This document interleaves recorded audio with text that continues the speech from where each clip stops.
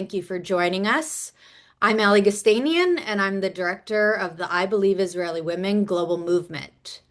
I have the privilege of leading this partnership between the Seed the Dream Foundation and Jewish Women International as we build a global, survivor-centered coalition to confront denial, amplify the truth, and advance justice for the sexual violence committed on and after October 7th.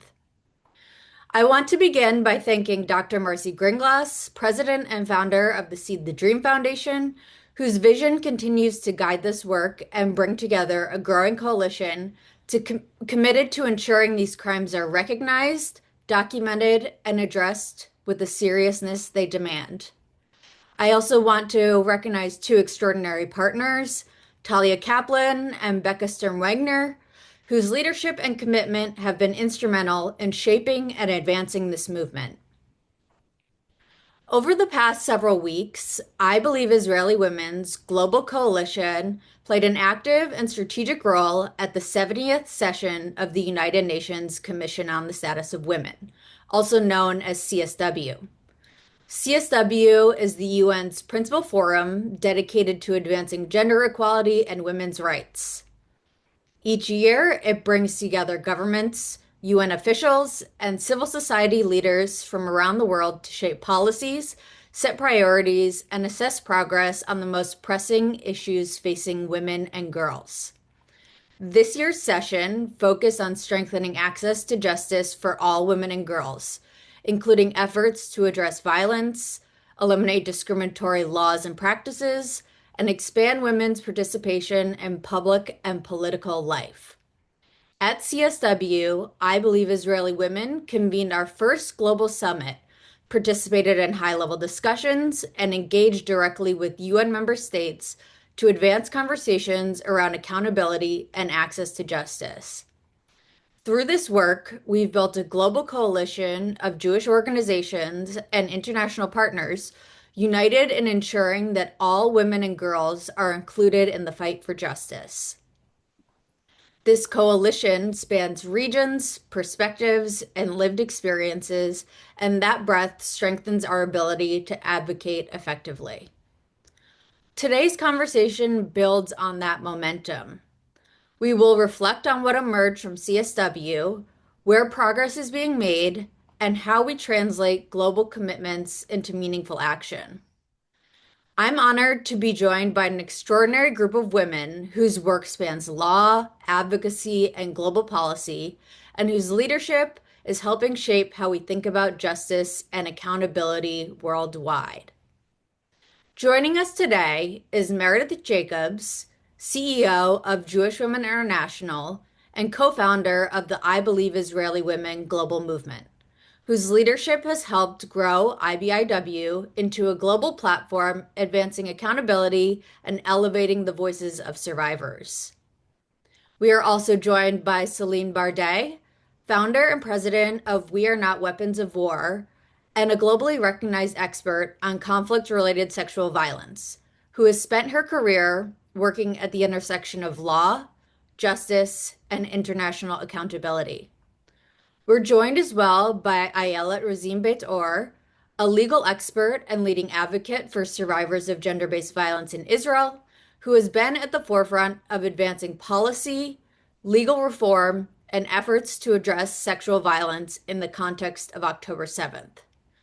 And finally, Christina Kitt, co-founder and chairwoman of JERFEM, a Ukrainian women's organization of lawyers working to advance gender equality and support survivors of violence in conflict settings. Thank you all for being here.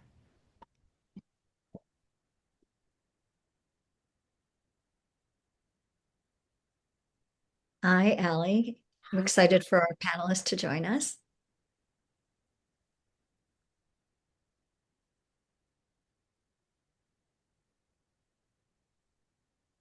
Celine, are you able to turn your video on as well?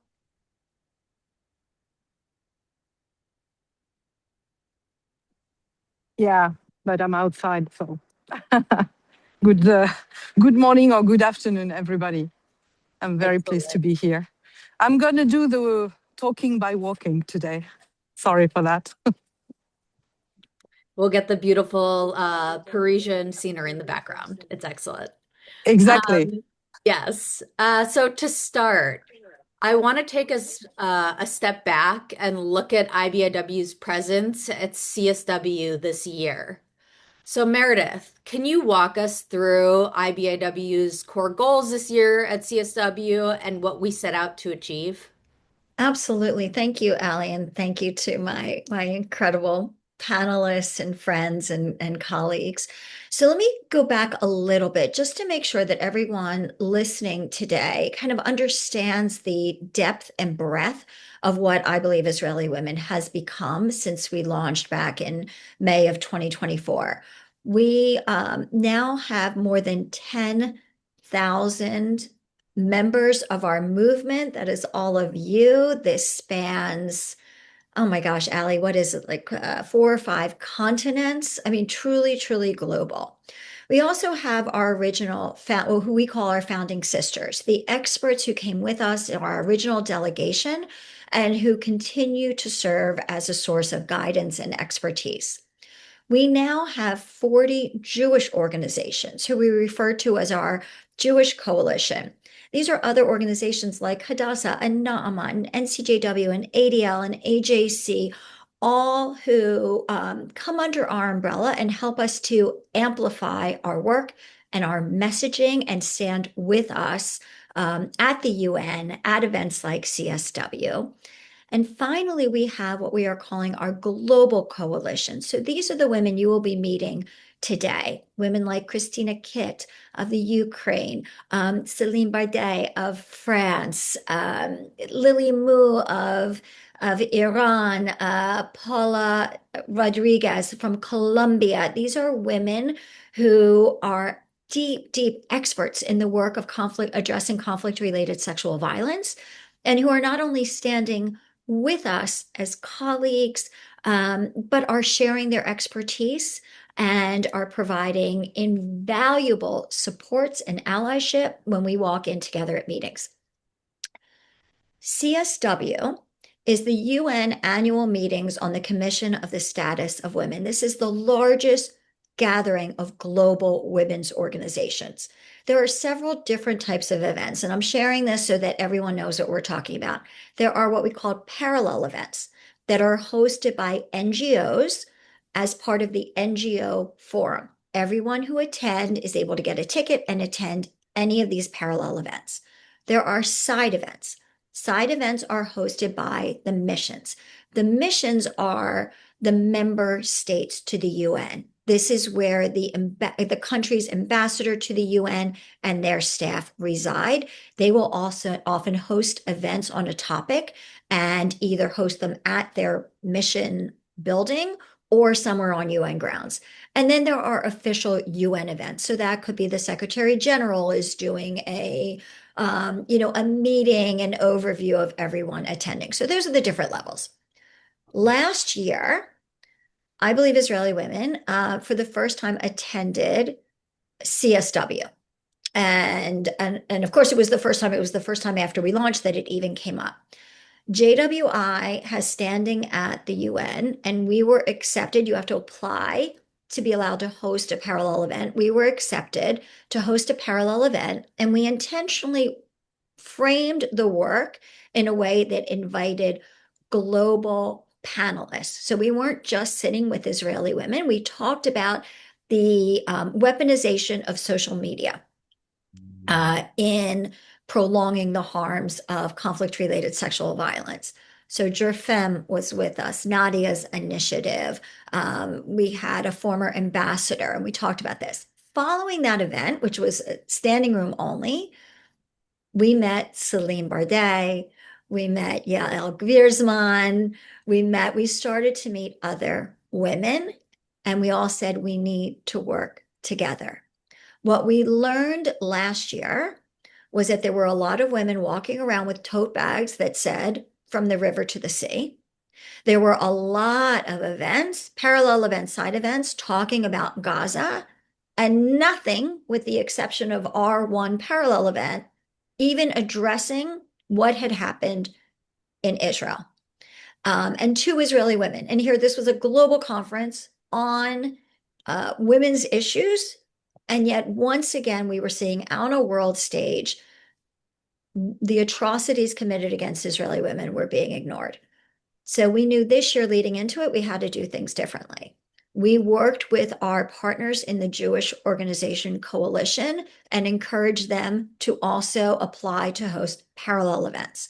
We worked so that members of our global coalition were hosting side events where Israeli women would be on the panels.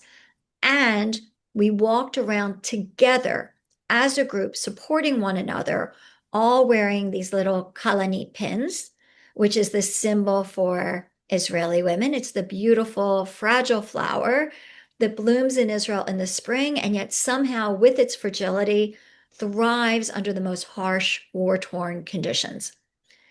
The other thing we did was use the time of CSW for something that normally does not happen. And that is we reached out to missions and asked to meet with their ambassadors and senior staff.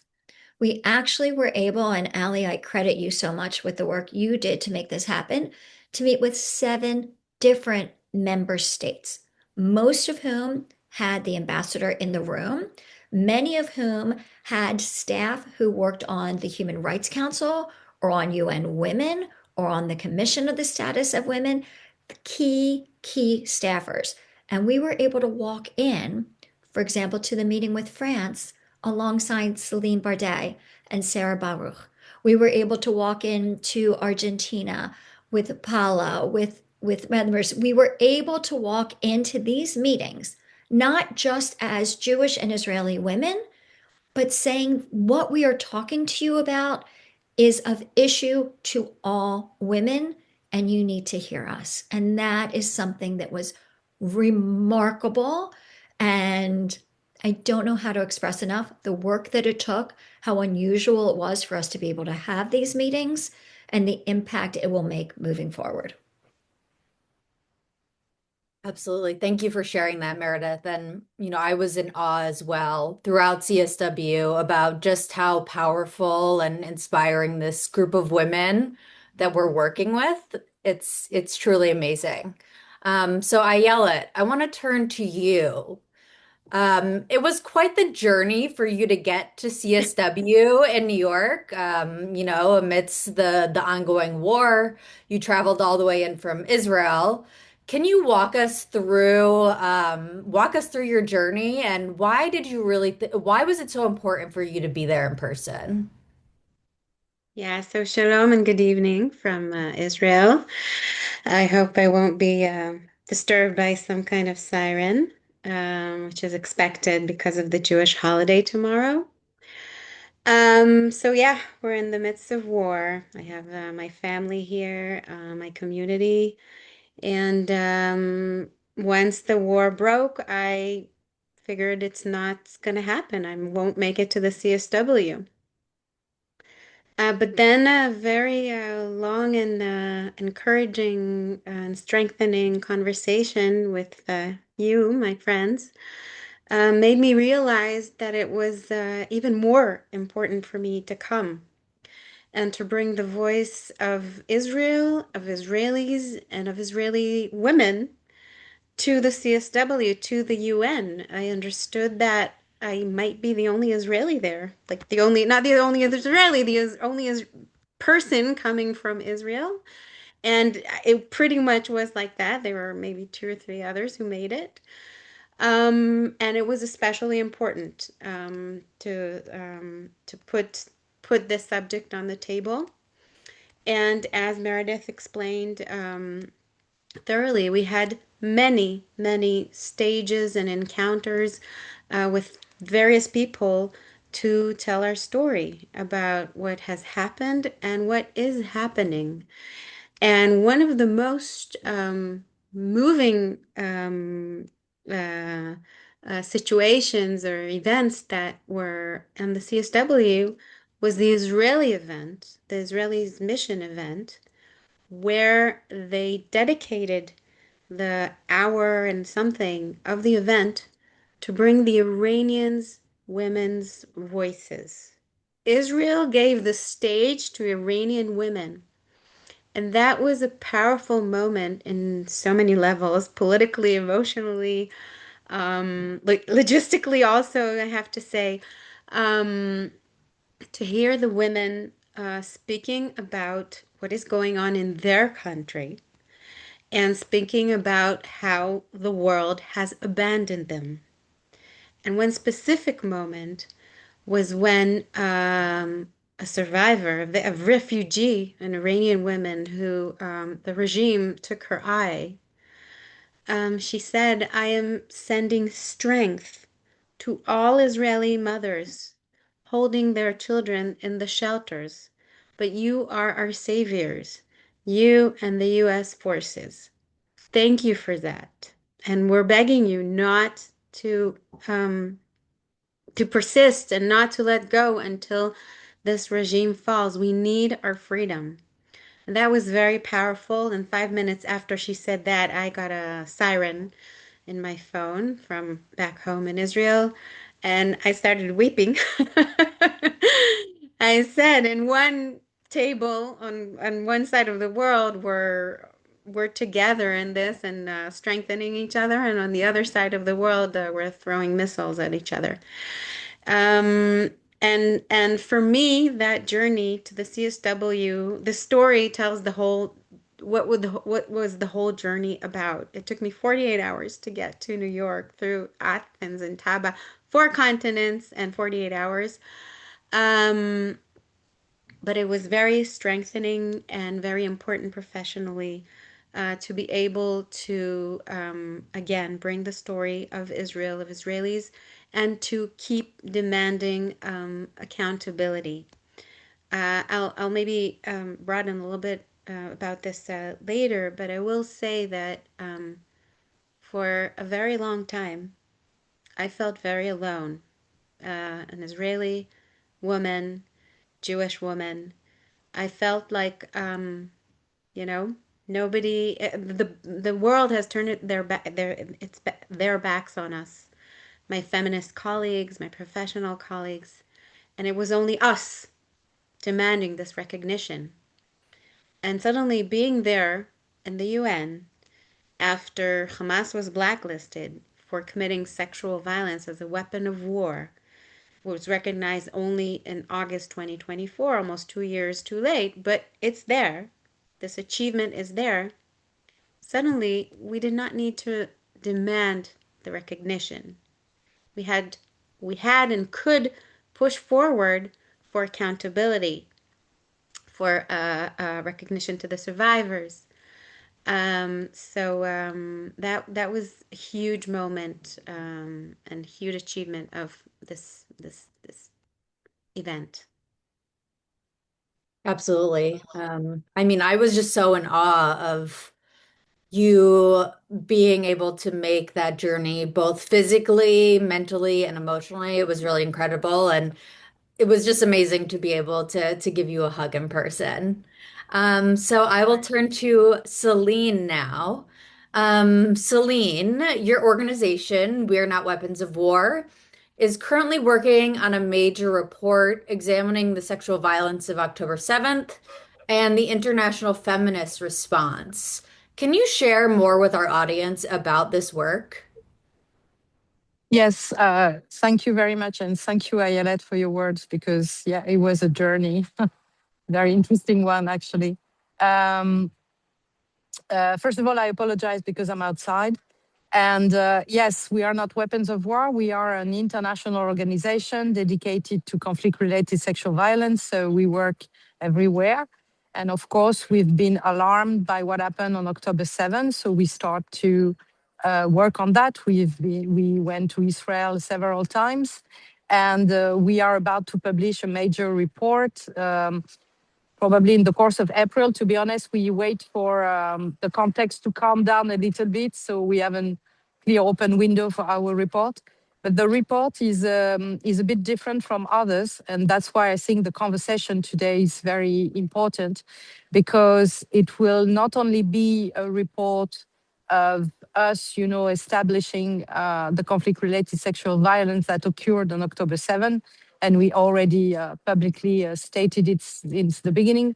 but it will be also a report informing about what happened, and especially in France with feminist organization, where I believe that there was a kind of fracture, something happened that should have never happened.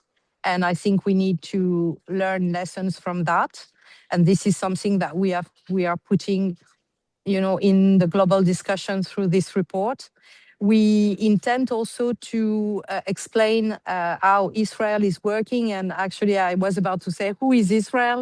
But I'm saying that because, I'm speaking from my perspective in France. And I think most of people do not understand what is Israel, how Israel function, and I think there is a need to understand things better and to understand what happened, how it happened, and how overwhelming it was, and that in terms of institution response, because what happened on October 7 was huge, and let's just take a second and imagine something similar in proportion would happen in France or in any other European country. It's huge. And we are also coming with two legal questions that we are putting, a light on. The first one is how sexual violence was used on post-mortem, which is a clear sign of how sexual violence is really used to annihilate, humiliate, people and bodies of people. And this is something that happened in Rwanda, and it was considered as genocide intent, and then it didn't go through. But we want to come up with that because there are tangible elements about that on October 7th. And the second is we are touching upon the question of weaponization of civilian population in the sense on how Hamas has used its own population as a kind of hostage, and actually the way also hostages were treated when they were released. This is something that we have never seen before, honestly. I've been working for 20 years on war crimes, and I've been seeing horrific things, but the way it was done, and I think it's something that I found that nobody talked that much about, but I mean, it was huge. So these are the two legal qualification that we want to pull in. Um, and um, and it's important, I think, that an NGO like us, come up with a report like this. We took our time, and we believe it was important also to take time. We have all seen also how the crime was, how to put that, perpetrated, because it's not only about the 36 hours or 48 hours that occurred in October, but it's also what happened to hostages in captivity. And we see how we hear now the brave hostages talking about that in public on television, and how sexual violence was used there also. And for me, it's a continuum of the intent that is, intrasec, sorry, I think it's a French word, but, in terms of the intent of what was done on October 7th. So this is what we are doing. And I want to add, because also today we are coming up, we were all at the CSW, and I'm very happy to have participated in the event organized by, I believe, Israeli women. But to remind also that 2 years ago, France organized a side event on sexual violence, and it was a few months after October 7, and that it was a big fight to be able to talk about October 7 at this event, because at the UN, you had many states that were coming up and saying, like, yeah, let's not go into controversy, it's a touchy topic, blah, blah, blah, things that to me do not make sense. I've been doing lots of interview, in France and in Europe, explaining how in my own career, everywhere I've been working, nobody has asked me the day after, send us video and proof of evidence of rape. And that happened with Israel. On October 7, I was victim of a shitstorm. I was insulted and etc., just doing my job. And I was asked evidence, which, it's completely crazy. First of all, because there were lots of evidence, because on top of it, everything was filmed, and which doesn't happen everywhere else. I mean, not everywhere. And second, this is not how you work, and this has been really the turning point for me, because when I saw that, I realized that there was a big problem. So now we work on, and I will conclude on that, we work on, and I think it's the reason why we are all together now in this, is that I have said very often publicly that the question is not whether it happened or not, because we know it happened. The question is not whether, who is Jewish, who is what, I don't care. The question is why Israel and Jewish community was put aside of all of this, and how we put them back, and how we ensure that this will never happen again. And we need also a dialogue and a reflection at the multinational level to look at what happened, how it happened, and why. And we need to look at that really like in a mirror. And we need to have this conversation also among feminist organizations, because 2 years and a half after, it's continue. In France, we have lots of violence around that. We still have women who wants to march, on the 8th of March, on 25 November. We have this public march. We are so French, we like to do that. And they are not allowed to come up. And this is an issue that we need to address. We need to have a conversation on that, and we need to fix that. And that's what we are doing. Thank you very much, Celine, for sharing that. And, we're so grateful to have a partner like you and like Christina, especially our non-Jewish allies and non-Israeli allies who are really standing up with us and for us. So thank you for that. Christina, I'll turn to you now. Can you share a bit about Jerfem's overall focus at CSW this year and the key priorities you're working to advance? Yes, of course. Thank you, Ali. Good evening, dear colleagues. Good evening from Ukraine. And thank you for partnership with us. Thank you for invitation. And it's very pleasure to us be part of this very important global coalition which you established last year, or yeah, and it's very important. If you talk about CSW this year, it was our second time when we participate in CSW. Last year it was first time.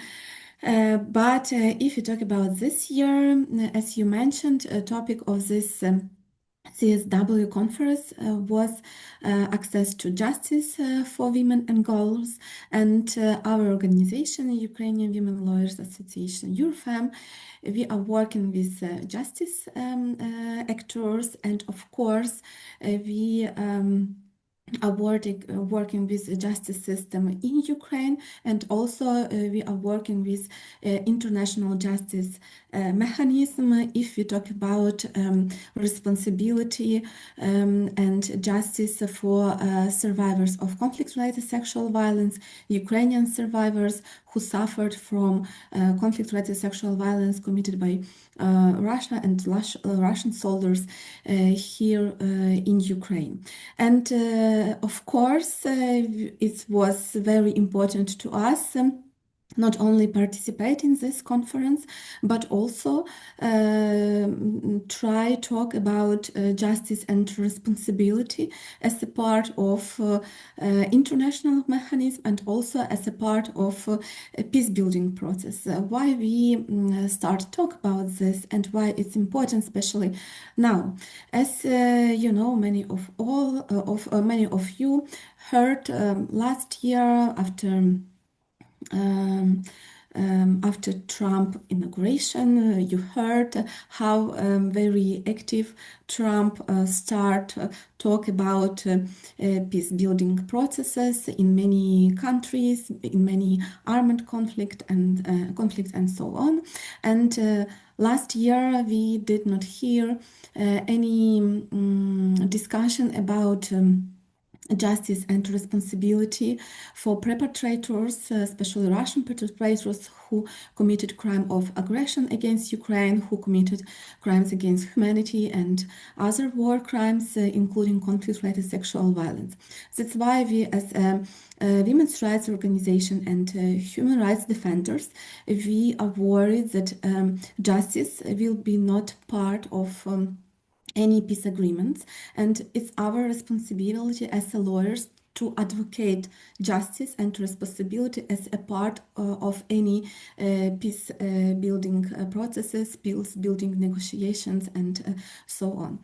Also, we understand if you talk about peace building process and justice as a part of this process, it's not only about Ukraine, it's about international security mechanism. It's about international law. It's about international criminal law, and we as Ukrainian, we understand and we also know our history. When perpetrators will not held accountable, it means that they will continue this international crimes in the future.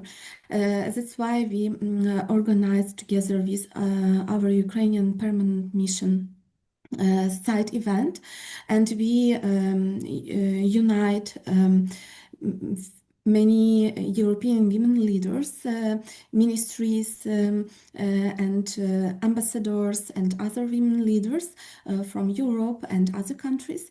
And together with them, we discussed what we need to do, first of all, for guarantee justice for survivors of international crime, and secondly, what it's important how we can guarantee women participation in this process, because as you see, all news about negotiation in conflict situation, we see always many men who share their opinion about peace, about peace building process, about territory, and so on. But we don't see any women, we don't hear their voices. And for us, it's very important, together with international community, and together with women leaders from other countries. For us, very important to prepare our concrete recommendation how we can guarantee first women participation in this process, second justice and responsibility as a part of this negotiation process, and of course it have to be very concrete mechanism and concrete algorithms how we involve women leaders in this process, how we can together work on this, and what concrete we have to propose. And also I want to mention that of course, if you look how many armed conflicts now we have in our world, it's many armed conflicts. And if you look uh, on challenges which have each country in this conflicts, of course, we have same situation if you talk about human rights and guarantee international responsibility for all perpetrators.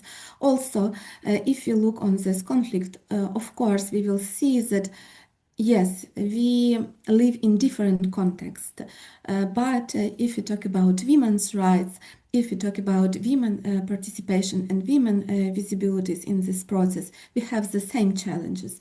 That's why we have to think how in this area we need to unite our efforts and work together on respond on all of these challenges. Thank you. Thank you, Christina.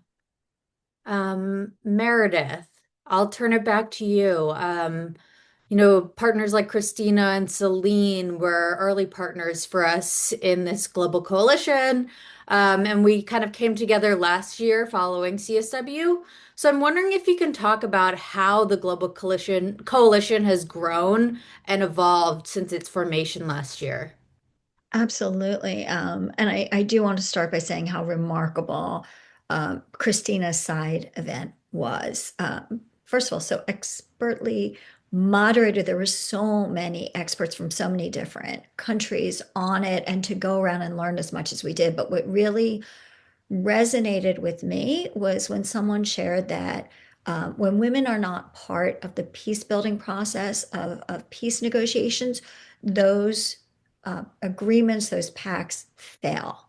And how critical it is. And even thinking about the idea of CSW, women's issues shouldn't be sidelined, shouldn't be a once a year thing.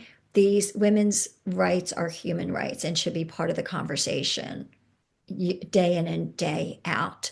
Um, Allie, to your question, we were honored to be in Paris. I believe Israeli Women launched in the Knesset in May of 2023. We were bringing our delegation over, and um, a member of Knesset, Shelley Talmaron, was convening the first meeting of a global coalition of efforts to end the use of rape as a weapon of war. Um, this year, she held the second event in Paris in November. That was when we met with not only Celine and Christina, but we met more women. We used that opportunity as IBIW to host a meeting the next morning after the conference was over to talk. And that is where we met Paula Silva Rodriguez from Colombia. It is where we met Lily Mu from Iran, Rawa Durrani from Syria. Our coalition built, and we continue even at CSW this year. The women we would meet just walking down the streets, just sitting next to, who were listening to us, who were part of the conversation, who were nodding their heads, grew. And we are excited to see where this will go and how critical it is that we stand with one another. Again, as Christina said, we have to stand together as all women. And when there is rot at the center, when there are women who are using politics to define their feminism, that needs to be called out. Someone earlier in the chat posted a question, and I've gotten this when I've talked to friends and colleagues about, so what? We were at the UN. Who is listening? What difference are we making? And what I would say is there are a couple of things. Look, there was an event I spoke at where some women, as soon as they realized I was talking about Israeli women, stood up and walked out of the room. Like, there is that. And we know that the denial is still happening. While we were in New York, it came to light that Zoran Mondani's wife had posted and liked a statement about rape hoax. We know that there are women who hold the mandate of special rapporteur on violence against women, who are tweeting out that there is no proof that sexual atrocities occurred on October 7th or with the hostages. Those have ripple effects. Those give those little tweets and denial of women who hold positions of respect within certain communities, give permission for other women to similarly deny and distort what happened on October 7th. Our work to push back against that and to share the truth is not over. And so when we went to the missions, there were staff, ambassadors and senior staff, who did not know that there was a special rapporteur who was, in our opinion, going against her mandate. It was like actually a code of conduct issue by denying evidence when there had been UN reports verifying the evidence. And they needed to know that. And that movement is going to take a long time. Those are going to be slow building, like any form of advocacy or legislative works. It is slow, but it makes a difference. But I think about, more importantly, at our parallel event the first day, like it was 8:30 in the morning on the first day.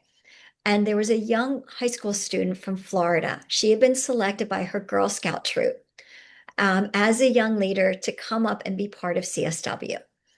She wasn't Jewish. She wasn't, she happened to pick our parallel event to attend.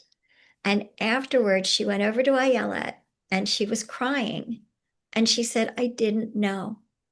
I didn't know. Thank you for telling me.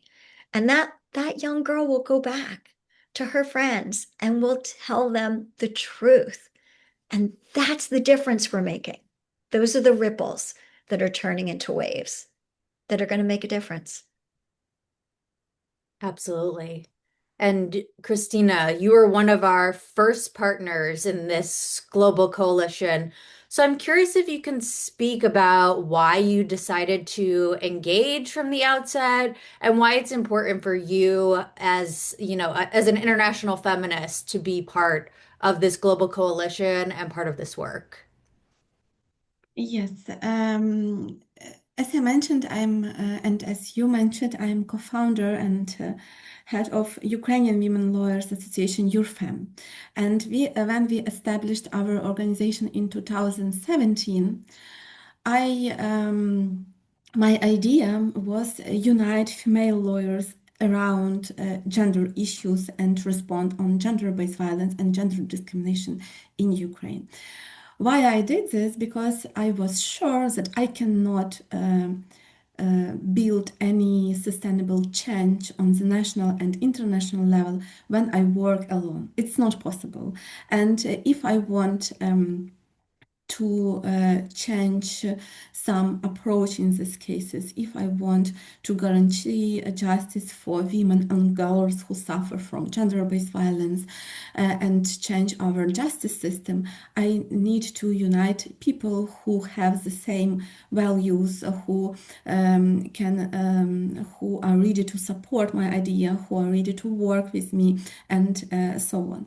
And if you talk about this global coalition of women leaders from different countries who have the same values. If you talk about feminism, if you talk about women's rights and other important principles, of course, I'm sure that if you talk about justice for women on the international level, we cannot build this justice and achieve this justice only if we work alone or only if we work with our colleagues from our countries. For example, if I want to guarantee justice on the international level for Ukrainian women and girls, I need to unite my efforts with other women from other countries. Because if you talk about women's rights, it's not national rights; it's rights which we have on the international level. And as I mentioned before,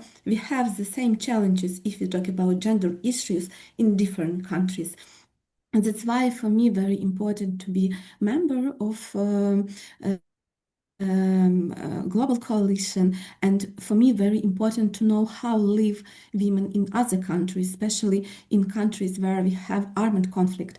Because if as I mentioned, if you talk about international conflict, if you talk about international crimes, it's not something about domestic issues. It's about international law and international criminal law. And it's very important to me to know which challenges have women from Israel, women in other countries, and how we can support each other if we work on the advocacy level, if we work with UN agency or other international institution. Thank you, Christina. Ayelet, I'll turn it back to you. You alluded to this earlier in the webinar about the loneliness that you felt as an Israeli woman. So, from the perspective of an Israeli, what does it mean to you to be able to walk into these spaces as part of a global coalition of women from around the world? And how did that shape your experience at CSW? So I'll say that that last sentence you just said, that was the first achievement, is entering, how many countries did we meet with? Like 10 or 9 or something like that. Um, I'll add, I met with other missions also. I'm a candidate to the Mhm. CSW committee. So I met with other countries, but said I am here as part of a global coalition. So I'm adding that also. So it was 10 or 11 meetings that I had with different missions from different countries, and I wasn't alone. I was there saying, I am a representative of a group, a global coalition of women who are not only Israeli and not only Jewish women, who are um, joining together to say exactly what Christina said, that joining forces together to demand a joint struggle, a non-political struggle for the recognition of conflict related sexual violence and taking measures against the perpetrators, accountability, of course, and also everything that has to do with survivors and their rehabilitation. And that was very, very powerful. Entering the room with a group of women from Colombia, from Iran, from France, and saying it's not only us, we're only representatives. And we have behind us thousands of women and men who are saying we demand um, we demand that to the global arena, professional arena, to step up to this phenomenon, which is getting wider and wider. I have to say that one of the interesting things that I wasn't aware of when we were in France and also it deepened um, um, through our mission in the CSW is the understanding that there are more and more groups that feel the same, that feel abandoned. I can say that the Druze women in Syria, where conflict related sexual violence was very, very used systematically. There's, the evidence is striking and gut wrenching. Um, Nobody talked about them. They hardly had any. Um, Nobody, and there were no statements, no condemnations. Nobody's talking about them. They totally abandoned. And I'm very proud to say that Israeli NGOs, immediately when we found out, we did what I expected would be done for us. And it was not, but that maybe made us make an extra effort. We got donations for the day after pill, 600 day after pills. And with really, I cannot believe I'm saying this, that we actually managed to do so. We had a paratrooped from um, above Sweden, where there's a large majority of Druze women, the day after pills. So maybe we can help prevent in any way, and that's beyond, clothing and medicine and all that. So as I was felt betrayed by the international community, by my fellow feminist colleagues, it was very strengthening, and reassuring to give a voice and we had a space of this coalition and setting things right again. This is feminism. This is sisterhood. This is solidarity. This is what I expected. And it was reassuring and strengthening to get this sisterhood back again. But it's not only sisterhood; it's professional women having saying, just like Christina said, just like Celine said, this is what should be done. It was That's what should be done. Of course, they're believe. Of course, we will put our efforts to help push forward on this and not the other way around. So thank you for that. It's also necessary. It's also strategic. The perpetrators are learning from each other. They're learning not only the kind of horrendous atrocities they can inflict, but they're learning how to shape a narrative and get away with it. And I think we must, as women, a global cohort of women, be working together um, to help each other because the perpetrators are clearly coordinated. Yes, absolutely. And that pivots really well into my focus about, I believe, Israeli women and our global coalition being very forward-looking and solutions-oriented, and what we're going to be doing in our next steps of advocacy. So, Christina, I want to turn to you. You bring a deep expertise working within the UN system and international legal frameworks. So I'm wondering if you can speak to why it's so difficult to advance accountability for conflict-related sexual violence, what progress looks like, why this takes so long, and what our next steps can be from this legal perspective. Yes, it's very complicated questions as a justice in general. Yes, and first of all, if you talk, of course, about justice, especially if you talk about responsibility for the international crimes, it's always very long processes. And if we look how worked special tribunals in Yugoslavia, if you look how worked other special how look now if you look how now work special jurisdiction in Colombia, and we will see that justice need time. Especially if you talk about justice on the international level. And of course, what we what of course, if you talk about conflict-related sexual violence, it's complicated because conflict-related sexual violence is invisible crime. Why? Because people who suffered from this crime, of course, they need time for recover after this crime, if it's possible in general, because in some situations it's not possible. People cannot, uh, people don't have enough power and opportunity to talk about this crimes sometimes when they don't receive any comprehensive support on the national or on the international level.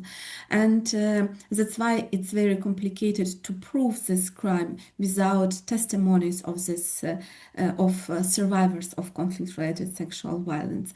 And what we need to do now, and why it's important. First of all, we have to understand that it's very important, of course, it's collect all evidence if we can on the national level or on the international level. Of course, we never know how we will use this evidence in the future, but very important to do this now when we have access to this evidence, or if we have access to this evidence. For example, in Ukraine, a very big part of our territory is occupied by Russian, and we don't have access to this evidence. We don't have access to Ukrainian people who live, who now are in detention and who suffer from CSW now on the occupied territory, and we don't have access to this people. We cannot help them in now in this situation, but.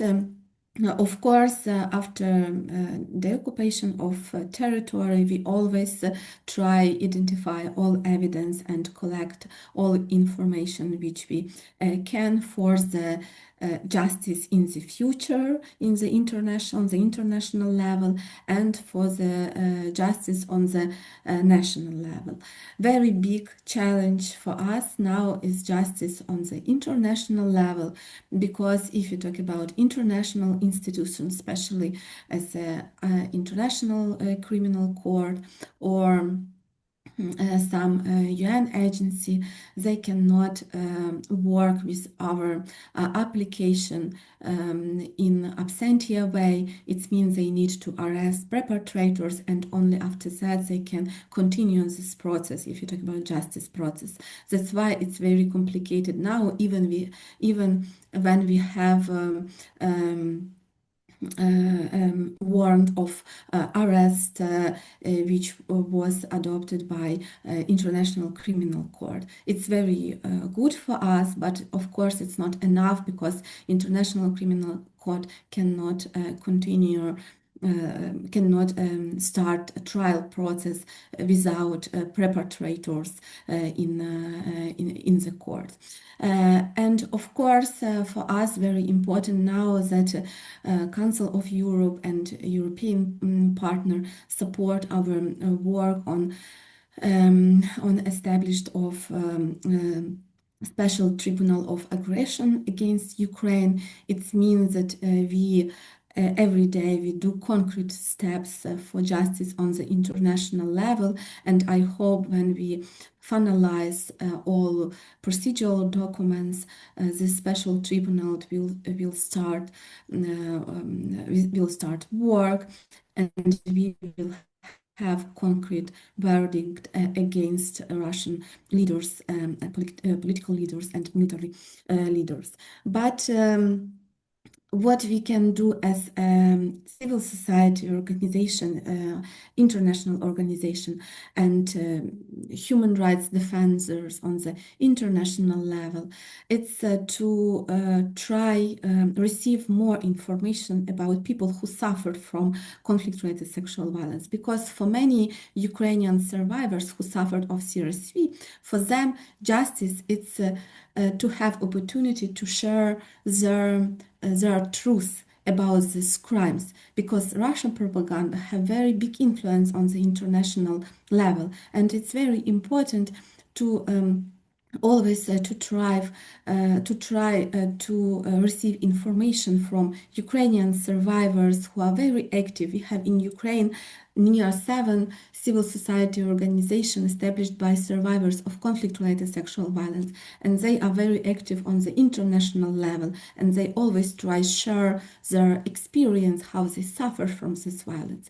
That's why we very important to guarantee for these people not only justice as a part of international mechanism, but justice as a part of this satisfaction that it's what happened, that you suffered from this violence, and that you have right on support, even you will not have verdict on these cases, but we as an international community, as a national authorities, we are ready to support you and to help you. That's why, for example, in Ukraine, we now have special law about urgent interim reparation for survivors of conflict-related sexual violence. And we now, during the war, to try build this reparation system for people who suffered from violence, even when these people don't have any verdicts on the national or international level.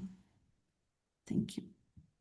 Thank you, Christina. And we're extremely grateful to have experts such as yourself who bring such a depth of knowledge and expertise, especially within what is a very complex international legal system.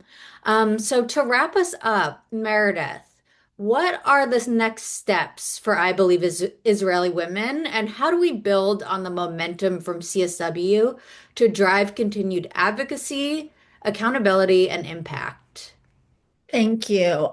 What we started at CSW this year is the beginning. Ali is already actively engaging with the staff who we spoke with. There are already next steps that we are taking. We are going to continue to be on the ground at the UN, working on our global advocacy. I see that Suzanne, one of our members of our audience, posted a question saying, how can we make our voices heard above the din of untruths? What kind of impact can we make when we have virtually all the leaders in the UN are aligned with the perpetrators and refuse to accept the truth of what actually is happening? To that, what I want to say is, Suzanne, your voice is heard. It does make a difference there, and not everyone at the UN is aligned against us. We had some wonderful, positive meetings. There are things that are never going to become public, that are going to happen quietly, behind scenes. This is part of diplomacy and negotiations. There is movement forward. There is change. I believe in that. And we cannot let our foot off the proverbial gas. So, what I would ask all of you in the follow-up email will not only be the recording, but also a link again. If you have not yet signed the letter, the activist letter we created about Reem Al-Salem, please sign it. We have over 1,000 signatures. This was something we did present during our mission meetings. It makes a difference. Sign it, share it. Follow us on Instagram. That may seem silly. You may think you're in a bubble. You're not. Sometimes these messages get through. Share it, amplify it. I will never, ever forget what the brilliant Alana Newhouse said to me when we were in Israel for our IBIW delegation mission. Because I said, Alana, how are we making a difference? We're preaching to the choir. And she said, think of everyone on a scale of 1 to 4. 1 being the from the river to the sea folks, and 4 being the most ardent pro-Israel vocal voices. Forget about the 1s and the 2s.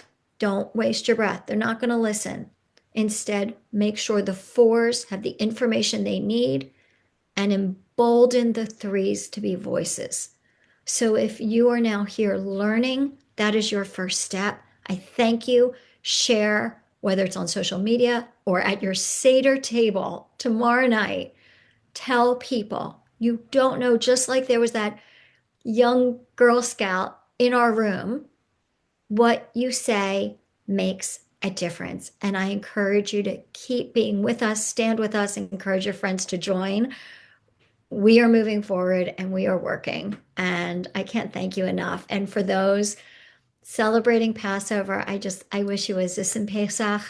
And to our friends around the world, I wish you peace and safety. Thank you, Meredith. And Ayelet, did you want to add something as well? We'll let you wrap it up for us today.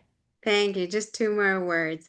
When we might be preaching to the choir, which I'm certain we're not, because like Meredith said, there are people who are not aware, and once they take the time to learn the facts and learn about the international reports, it really makes a difference. But also, even if we are preaching to the choir needs to know what to sing, right? So it's important that we keep aligned, the messaging aligned, and use all our circles of influence to make this difference. And I'll just finish, and also just one last thing, the survivors, they're seeing posts, they're seeing the international response. I know as a fact that many of the survivors came forward to make that difference, to make their voices heard in exactly these places beyond Israel. So it's very important to amplify their voice, so we can be also helpful with that. And I'll just finish by saying that may this Passover, that's tomorrow, may this Passover and spring season remind us of the power of renewal and of women's leadership. It's very strong in the Haggadah, in driving justice, resilience, and change. Chag Sameach, everybody. Thank you, Put a Ayelet. flower on your Seder plate to remember the Israeli women. Thank you, everyone. Thank you, Meredith, Christina, Ayelet, Celine. Thank you to See the Dream Foundation and Dr. Marcy Gringlas for your continued leadership. And thank you all today for your engagement and your continued support of the I Believe Israeli Women global movement. Bye-bye. Goodbye. Thank you. Bye.